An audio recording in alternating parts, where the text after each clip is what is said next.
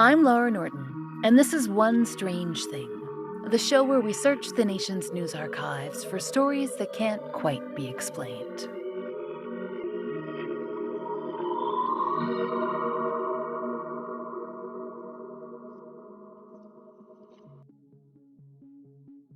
Because you, dear listeners, are discerning consumers of the unusual, and dare we say, the strange, we assume you have at least a working knowledge of the creatures who populate the spookier corners of the human mind.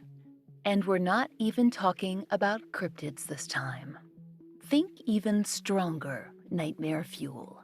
You know, the things that go bump and slither and scratch in the night. The werewolves and the zombies and the ghouls. And the vampires. Americans have long had an interest in the nocturnal and the fanged. Although we must point out vampire sightings have never caught on the way UFOs have, nor have they come close to touching the popularity of Bigfoot in this country. Maybe, to be fair, we've been distracted by all those clowns. Who can say? But there have been a few notable exceptions to this rule, and one of those is a story from the unlikely and very cheesy state of Wisconsin. That is a compliment. If you're educated enough in tales of the weird, you might even have heard of this one before, the Mineral Point vampire sighting of 1981. As we dug into this tale, we found quite a few oddities, not all of which concern the paranormal event itself. So, not a moment to waste. Let's sharpen our teeth and get to it. Mineral Point is a town in Iowa County, Wisconsin, that's held steady at a population of less than 3,000 for decades. Not exactly a bustling metropolis, but a metropolis was never the intention. Mineral Point was established for, well, minerals, lead mining mostly. According to Mineral Point, a history, the area was popular with Cornish immigrants who were familiar with the lead trade across the Atlantic. And, conveniently, they already had a town named Mineral Point back in the UK, so they didn't have to bother learning a new name. Good news all around. Now, the minerals ran out, and the mining business eventually dried up. But Mineral Point has become quite a cozy tourist attraction, with historic Cornish architecture and what looks like a very cool museum.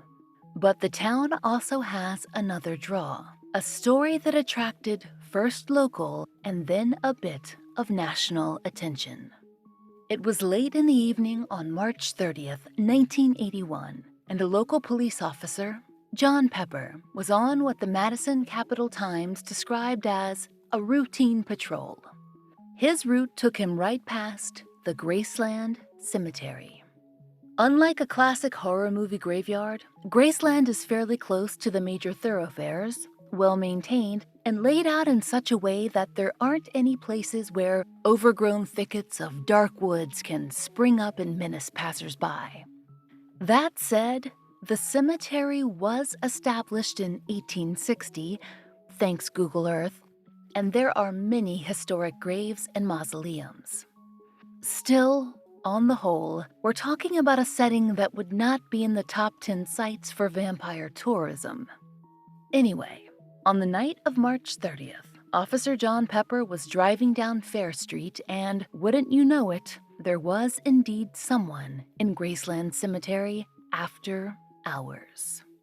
And we all know that at a certain point in the evening, there are only two reasons to be in a cemetery. Either you are the undead, being forced to stumble around this mortal coil for all eternity, seeking tasty brains, or you are a teenage goth. We assume that Mineral Point was in short supply, at least in the former category, although small towns do have a habit of producing the latter. It's a little unclear, but based on several descriptions, the figure Officer Pepper had spotted seemed to be lurking, crouching perhaps, behind a tombstone or monument. Obviously, it was not hiding very well because Officer Pepper saw the person and decided to confront them. Now, per the Wisconsin State Journal, The cemetery had been vandalized before, which was one reason it was on the patrol route in the first place, and that was Officer Pepper's initial concern. Or it was until he got a good look at what stood in the graveyard. Then things got weird. Per the Kenosha News, as Pepper entered Graceland Cemetery, he was confronted by, quote, a strange-looking person with a very white face. Apparently, the figure, quote, looked just like the fictional vampire, Count Dracula. Officer Pepper estimated the person, who was described as male, as somewhere, quote, in his late teens to early 20s. We assume he meant in human years. Per the Associated Press, the Dracula-like figure was wearing what seemed to be a cape and was very tall, somewhere around 6'5". According to the Basketball Dial, John Pepper reported that, I got within 15 feet and called out to him, but he didn't answer. He just stood there and stared. Officer Pepper's supervisor, Lieutenant Bill Trott, told the Madison Capital-Times that, quote, Pepper walked up to the guy and asked him what he was doing, which we'd like to note is a very reasonable question. But the stranger's response wasn't to utter an answer. Instead, with what we imagine must have included a dramatic swirl of his cape, he broke into a full-fledged run. Officer Pepper pursued the stranger for about an eighth of a mile, but according to the Kenosha News, his chase was foiled when he lost his law enforcement issue radio and had to stop to retrieve it. In that time, the unknown graveyard lurker made his escape. As reported by the Madison Capital-Times, the strange figure leapt over a barbed wire fence that was estimated to be 4 feet tall, apparently with no issue at all. Per the Times, the cape figure disappeared, quote, into a pasture hosting several Angus bulls. Apparently, Officer Pepper was unwilling to follow, but he did get his hands on his radio, and he called in the event. And local journalists soon caught wind and wanted to talk about all things supernatural. We aren't sure whether Officer Pepper himself officially labeled this stranger an actual vampire on sight, or whether the media decided on that title. But from this point on, the Mineral Point Vampire was born. After the chase, Officer Pepper seemed a little worse for wear, physically and emotionally. As he explained to the Basketball Dial, I've never seen anyone that tall before in Mineral Point. I couldn't match his stride and I'm 6'2". It's the weirdest thing that's ever happened to me. And Pepper later told the Kenosha News that another nearby department had apparently reported a similar incident, but didn't provide any further details. The graveyard was searched, and there were no signs of disturbance, and no signs of vampirism, whatever that means. We imagine that it might include things like shattered crucifixes, empty graves, ripped bodices, pools of blood, or maybe bat guano. But we're just spitballing here.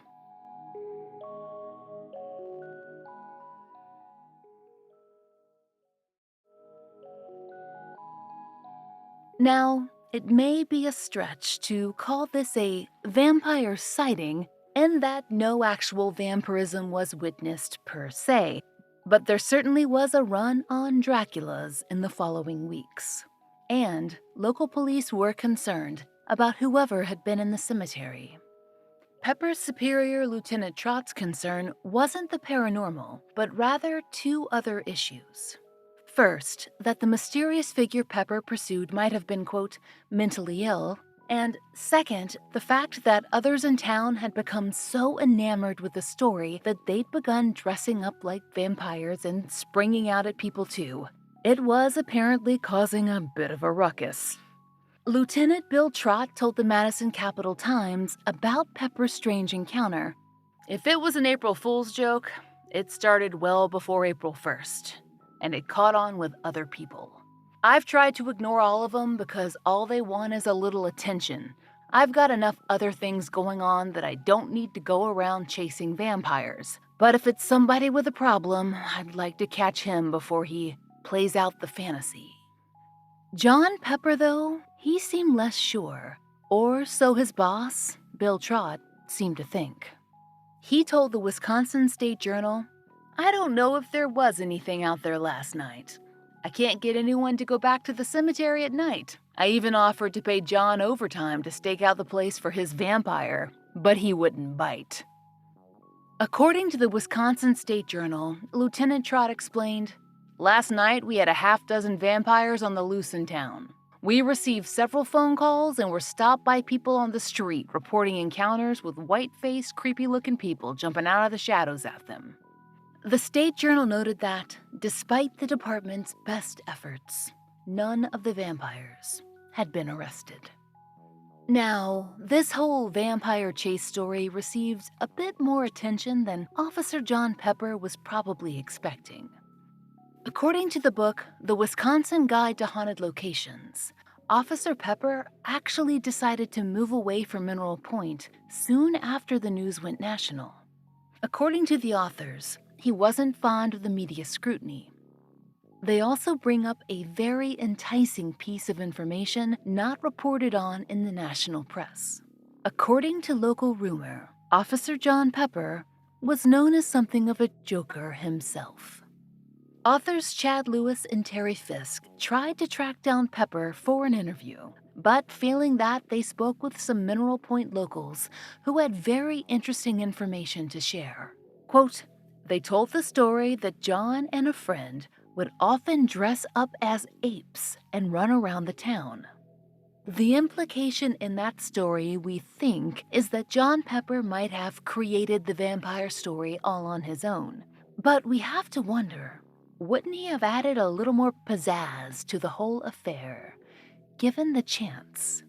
After all, if you're going to create a vampire, do you want to have him jumping over a fence and hiding behind a bull after you drop your radio?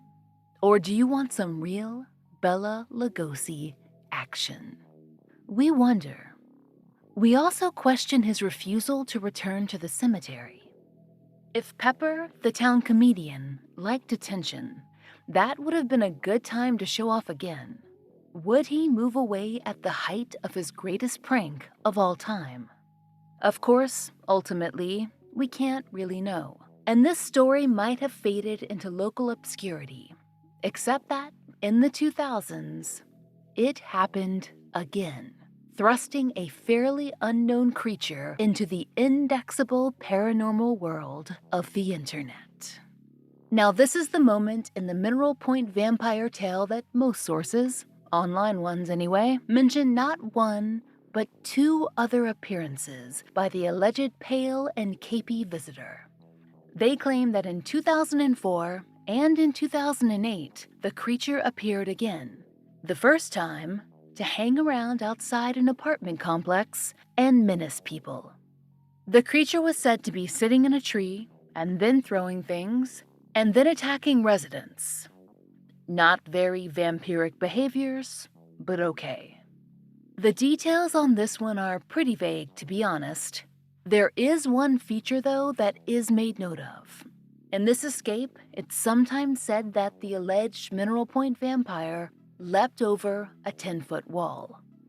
Now, that's much more impressive than its original 4-foot jump, which led some bloggers and even Reddit posters to speculate that instead of a vampire, the residents of Wisconsin might be dealing with the classic paranormal figure / possible cryptid Spring Hill Jack, perhaps on a time-traveling vacation from jolly old England. Now, if you're unfamiliar with that screaming Victorian specimen, well, we have a premium episode on the subject, and there is plenty to Google. All very fascinating, but not a clear tie to the cemetery or John Pepper. Lots of very good jumping, though.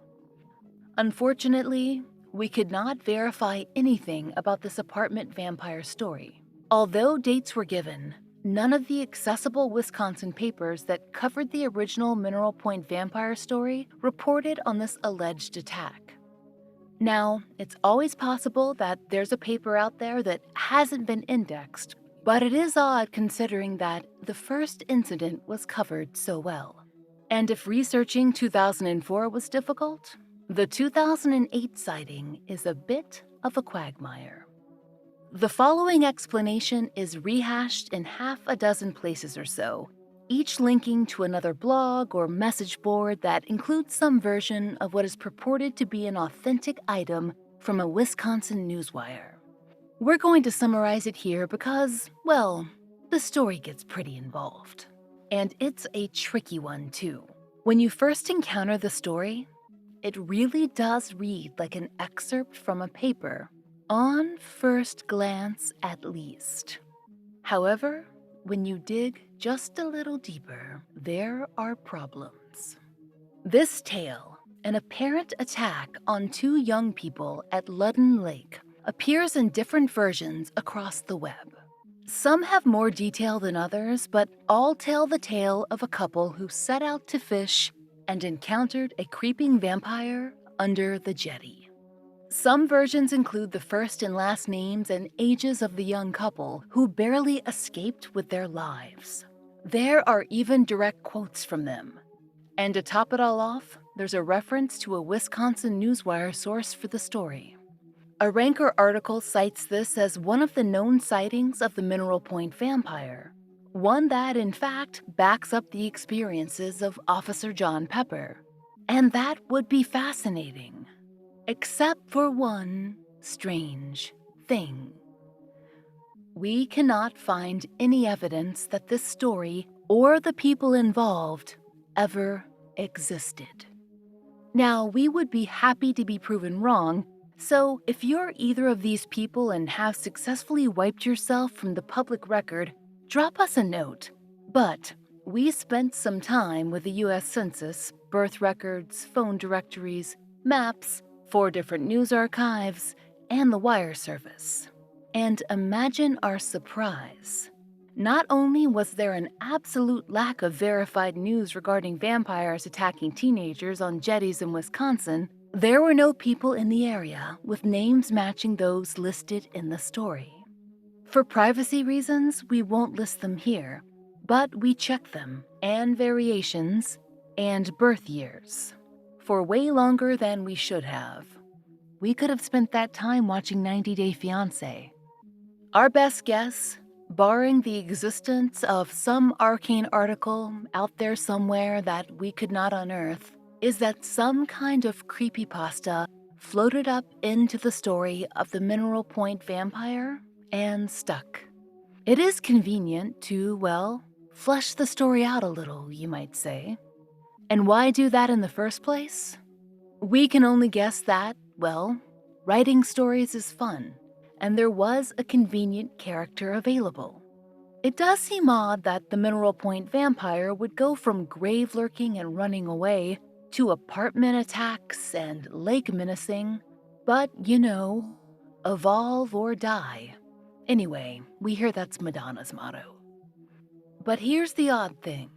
If the creative lovers of the spooky ooky had done a little more digging, they would have found a few more interesting items to work into the Mineral Point vampire's tale, ones that had actually occurred in town, or at least could be attributed to locals who actually existed.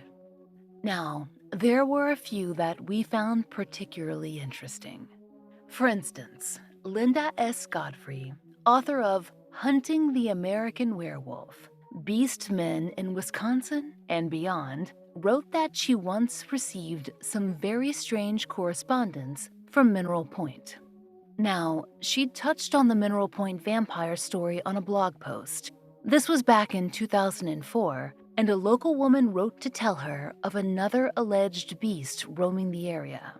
This time, it had been 1987, and a werewolf, seen by a crowd of people in broad daylight.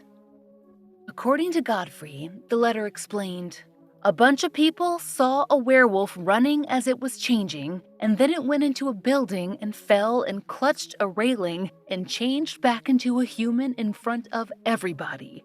There were a bunch of people that talked about it back in the 80s.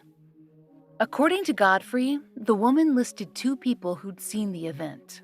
When Godfrey tried to verify the story, she found that one witness had passed away and the other claimed not to remember a thing. Understandably, Godfrey remained unconvinced.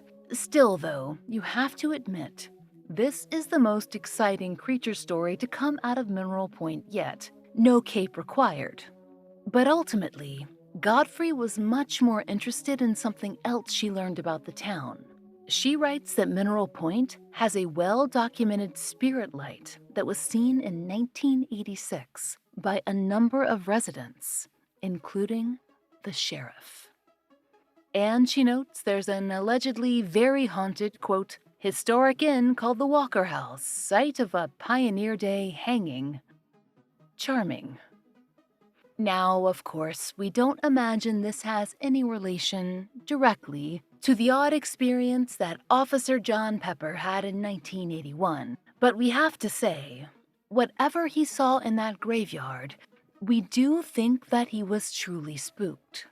Each quote he gave the papers has an edge to it, a sense that he was still, well, making sense of what he saw, and that he ultimately couldn't. A strange figure in a cemetery doesn't seem all that odd until you're the one facing it down. Then maybe the decision to pack up all your things and leave town doesn't sound so crazy after all. Maybe, if you knew your town had a history of unexplainable menaces, a figure leaping effortlessly 4 feet into the air and disappearing into a field isn't quite so funny. After all, from your vantage point, it might look a little more like taking flight.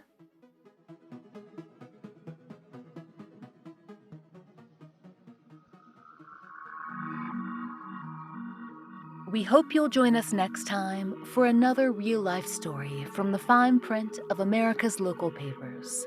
From the lives of regular people, just like you and me, except for one strange thing. Oh, and strangers. One Strange Thing is an entirely independent production. To support the show and to hear more of the entirely true and enticingly peculiar, join us over on Patreon. There you'll get ad-free early releases of our regular episodes, full-length bonus episodes, and plenty of other fun content. All for $5 a month. We hope you'll check it out. There's a link in the show notes.